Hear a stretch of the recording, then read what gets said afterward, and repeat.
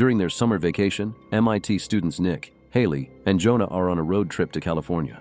The boys are helping Haley move, and her decision to live in another state for a year has brought some tension between her and Nick because they don't know what will happen to their relationship. The fact Nick suffers from muscular dystrophy, which makes him see himself as a burden, has added a distance between them that Haley hates. However, the trio still tries to have as much fun as possible during the trip, and they stop to eat at various restaurants, visit the aquarium, and Nick even teaches a little kid how to get a toy from the claw machine. One evening when they're resting at a motel, Nick gets a message asking him if he's agitated. This comes from Nomad, a hacker the boys contacted in the past to fool around, but when Nomad hacked into the MIT servers, the college administration tried to blame them and almost got them expelled.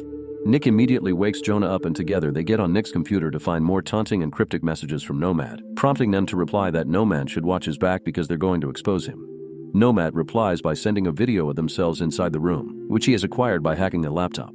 Furious, the boys immediately get down to work and begin tracking Nomad's IP until they find his address in Nevada, where they should be driving by soon. The next day while they're back on the road, Nomad sends them a picture of their car, which he got from a security camera, prompting Haley to ask the boys to stop taunting the guy. Later, when they stop at a gas station to buy some food, Nick tells Jonah he doesn't want to go after Nomad because he'd rather concentrate on Haley's journey now, which leaves Jonah very frustrated. A few days pass with the trio stopping at any tourist site they find on their way. During their next break at a gas station, Nick goes inside to buy some coffee, and Haley takes the chance to talk to Jonah in private. She asks Jonah if Nick has said anything about her decision to move, but Jonah only tells her Nick is bummed, refusing to get in the middle of their issues. At that moment, Nick comes out with the coffee, but he trips and falls to the ground. His friends rush to help him, but Nick swears he's fine and goes back inside to get more coffee. Haley goes after him and tells him she wants to help precisely because she knows Nick doesn't need it, but Nick continues to be cold. A moment later when Nick returns to the car with the coffee, he tells Jonah he changed his mind and that he just want to go after Nomad. He also notices Haley is gone and goes looking for her, finding her sitting at the cliff. Haley can guess Nick is going to break up with her and wonders why. Thus Nick explains he'll soon be in a wheelchair and doesn't want to hold her back. This hurts Haley because she thought their relationship was stronger than that, and she gets rid of the necklace he gifted her before returning to the car. When they go back to the road, Haley announces she wants to go with the boys to catch Nomad. Night has fallen by the time they reach Nomad's address, which is an old house in the middle of the countryside. The boys begin to wonder if the IP had been faked, and they ask Haley to stay in the car while they go inside with their camera ready to record everything. Outside there's an old broken chair and an abandoned car near a creepy tree, and inside it isn't much better. Lots of dirty broken furniture. Nick goes deeper into the house and suddenly finds himself alone, so he goes looking for Jonah, who is sitting on a chair in the corner. This makes Nick worry and come closer, but Jonah turns around to scare him as a prank. Next the boys go to the basement, where they find a bunch of dusty server tracks. Their search is suddenly interrupted by Haley screaming, causing the boys to run outside to check on her only to find the car open and Haley gone. The radio is going crazy, and there are some noises coming from the woods, including Haley's panting. The boys go after her, but at that moment, they see Haley floating away right before a light blinds them and they pass out. Sometime later, Nick wakes up inside some kind of sterile underground facility, wearing nothing but a hospital gown and a blanket on his legs as he's moved around in a wheelchair by a man in a hazmat suit. Nick feels dizzy and can't move, so he can only watch as he's taken to an office where he meets Dr. Damon, who is recording their chat and taking notes. Damon doesn't tell him where he is and refuses to let Nick call his parents, but he does explain the trio got in contact with an alien and that's why he's wearing a hazmat suit. There's a risk of contamination. Damon also wants to know when Nick saw the signal for the first time, but Nick doesn't understand any of these explanations and demands to know where his friends are. Instead of answering, Damon rushes to his side to check on him, but it turns out Nick just has a nosebleed. Afterward, Nick is left in his room, where he discovers he has the numbers 23541 tattooed on his arm and that he can't feel his legs. The door is locked and he can't leave unless they come for him, but there's a keypad that he could use to escape if he can figure out the password. The men in the hazmat suits pick Nick up from his room often in order to do a bunch of tests, and Nick gets a chance to peek inside of the rooms, which are either empty or being cleaned off because something nasty happened in them. In one of these many rooms Nick manages to find Haley, but the men won't allow him to go inside.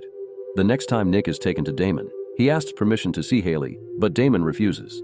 Then begins asking some weird control questions, like if Nick is from Earth and if he has 10 toes. Then he asks about the signal the friends have been following and Nick guesses he means Nomad, so he shares the whole story about the hacker.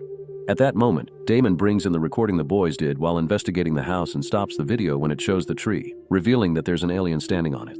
This means Nomad was never human. Later in his room, Nick is so disturbed that he can't eat. Suddenly he hears a voice calling his name. It's Jonah, talking to him through the vents that connect their rooms. Jonah wasn't told many things either and didn't even get to see Haley, but he does say his body doesn't feel well. Unfortunately, Jonah needs to cut the conversation short before they're discovered. During his next meeting with Damon, Nick is asked to do a basic test involving shapes, colors, and numbers. Nick finishes it quickly using lots of sass to call them out for treating him like this and demands to see Haley, otherwise he won't cooperate anymore. Damon takes Nick to Haley's room, but they still don't enter, and her file is completely empty because she's in a coma.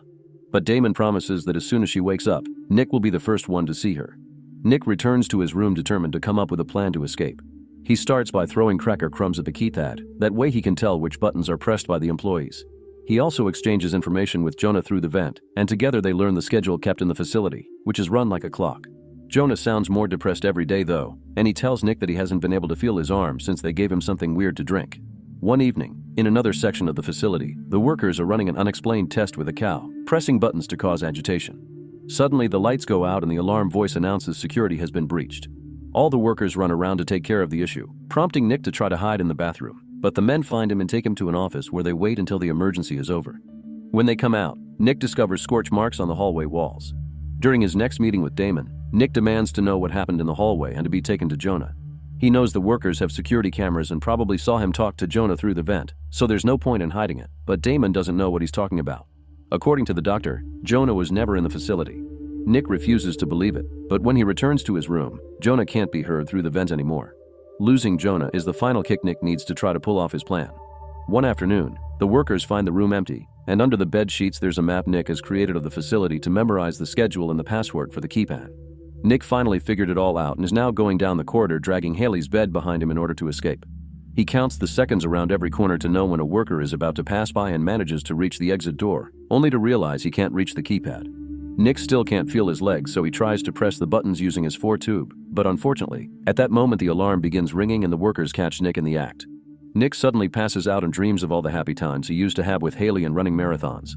When he wakes up, he finds himself in a room with Haley, who is finally awake too. Crying, Haley says she dreamt about Nick winning the nationals and the two of them try to hold hands, but the workers pull them apart. As Haley falls unconscious again, Nick struggles against the men's hold and falls to the floor, where he notices weird stains on his hands. When he looks down, he's shocked to discover his real legs have been changed for advanced prosthetics. Nick begins panicking, and after checking under his underwear to be sure things are fine there, he tries to stand up, tripping as he goes. On the other side of the one-way mirror, Damon explains this is exactly why they didn't say anything before. They had to wait for Nick to be ready. Not caring about any excuses, Nick ties a blanket around his legs to avoid looking at the metal and trashes the whole room. Then he uses his new legs to kick down the door and escape with Haley again. Now that he can walk, whenever a worker tries to stop him he just knocks them down with his crutch, and any door in his way is kicked down too. Nick manages to make it to the elevator with Haley and there he's approached by Damon, who explains it's very dangerous for Nick out there, he can only protect him in here. Nick wants to know what he means but the elevator door's close. Moments later, the duo is escaping the facility through a dark tunnel. By the time they make it outside, Haley is awake again, and together they hitchhike a ride with an old lady. She seems to be harmless, but the way she talks is disturbing, as she wasn't completely sane. She even stops the car in the middle of the road to hear God's little angels with her mouth open. The lady leaves the teens at a diner by the road, and Nick asks Haley to wait for him sitting in a truck while he goes inside to make a call. Luckily, nobody comments on Nick's clothes when he enters the place, but trying to use the phone is pointless because it isn't working. Suddenly, Nick hears the truck outside leave with Haley, and he soon discovers why. They're saying on TV that Nick and Haley have escaped and anyone that sees them should take them to the authorities. Desperate, Nick begins running after the truck and reaches the window, but the trucker hits him with the door to push him off. When the driver begins going at a very high speed, Nick just uses his new legs to easily catch up with him. The trucker's trying to think of what to do when out of a sudden he hears a noise next to him. It's Haley, who has found the man's gun and is using it to make him stop. The couple reunites and leaves the driver on the road to escape in the truck. Meanwhile, Damon and his men are outside too, looking for the teens. They come across the old lady first and they bring her into the facility for interrogation. However, when the lady only keeps speaking nonsense, Damon brings in a gun to end what he considers her suffering. Back to the teens, they discover the road they took is a dead end, which doesn't make sense because it looks like it disappeared overnight. They turn the truck around and take a different road, but soon they feel like they're going in circles and driving through the same places. Eventually, they decide to stop at a visitor center to look for clues, but phones don't work here either and all paperwork is related to nature.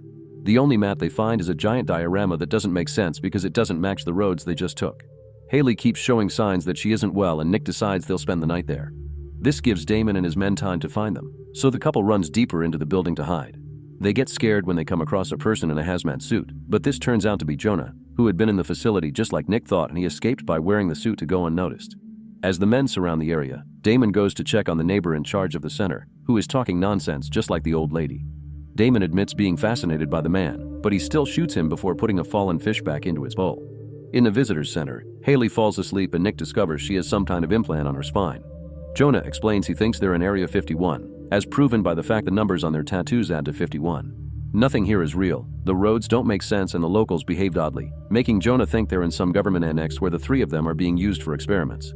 Nick got the legs, and in Jonah's case, he reveals his arms were changed for prosthetics as well. There's only one road they can take, so in the morning the trio drives up to a military checkpoint on purpose. Jonah tries to pretend to be a worker by using the hazmat suit, but the military doesn't buy it and surrounds the truck. Immediately Jonah hits a soldier with the truck door and takes his weapon, which he uses to get the following soldiers off his back and enter the nearest building. There, Jonah tries to use a computer to expose what's going on, but his thick metal fingers can't reach the keys. At that moment, the soldiers throw a grenade through the window and the building explodes. Nick thinks he's lost Jonah, but he's actually alive, and he goes out to reunite with his friends. A soldier takes the chance to shoot Jonah and Nick runs to help him, but a defeated Jonah tells Nick to run away with Haley while he takes care of things as his last wish. Nick and Haley escape on the truck while Jonah uses his new prosthetic arms to begin destroying all the surrounding structures and even the road itself, keeping the soldiers back.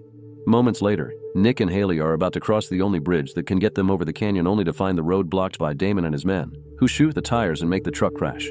Nick begins having more flashbacks of his old life before falling to the ground, where Haley reveals she still has the necklace and hands it to him while saying "I love you." The facility workers take Haley away and Damon approaches Nick to tell him he's the perfect fusion of human and alien technology, their finest achievement. Nick looks at him and finally realizes Damon spelled backward is nomad, and this guy is the hacker they've been talking to all along. Damon confirms this and reminds Nick he had been the one to approach the hacker first. Furious and grieving, Nick is finally agitated enough to activate the full power of his legs. He runs through the bridge at an incredibly high speed until he hits an invisible wall, which he smashes and crosses in seconds. To his shock, Nick discovers he's been in outer space all along. Damon is an alien android, and the Earth locations had been part of a simulation. They're actually on an alien spacecraft number 23541, just like Nick's tattoo, and this ship is about to dock on a strange alien world. Make sure to subscribe